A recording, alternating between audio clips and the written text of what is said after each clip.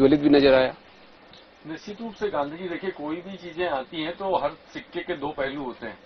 मुझे लगता है इसके भी दो पहलू हैं, जिसको जैसा समझ में आ रहा है आदमी उस हिसाब से रेट कर रहा है।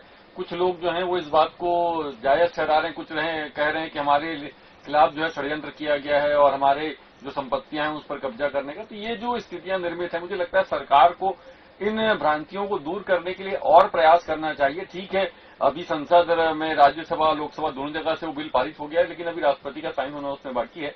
उसके पहले और भी जिन लोगों को उस पर डाउट है, जो भ्रांतियां लोगों के मन में है, उसको दूर करने का प्रयास करना चाहिए। हाँ, एक चीज ये जरूर है कि जिस प्रकार से पूरा सिस्टम था उस सिस्टम को दुरुस्त करने का प्रयास कर रहा है। जैसा कि मैंने भी अभी कुछ स्टडी किया कि उसमें ये दिख रहा था कि वक्फ की कितनी संपत्ति है, ये वक्फ बोर्ड के अध्यक्ष को भी पता नहीं कि कहां कहां कितनी संपत्तियां हैं। तो इस चीज का पूरा यदि प्रॉपर रिकॉर्ड आता है, उस रिकॉर्ड आने के बाद में वो एक डिजिटल रिकॉर्ड के रूप में आपके पास स्टोर होता है, तो आपको पता होगा कि आपके पास में कितनी संपत्ति है, उन संपत्तियों पर किन किन लोगों का कब्जा है, उस प्रॉपर्टी की कितनी कीमत है, वहां से कितना रेंट आपको आना चाहिए, आज की डेट में कितना आ रहा है।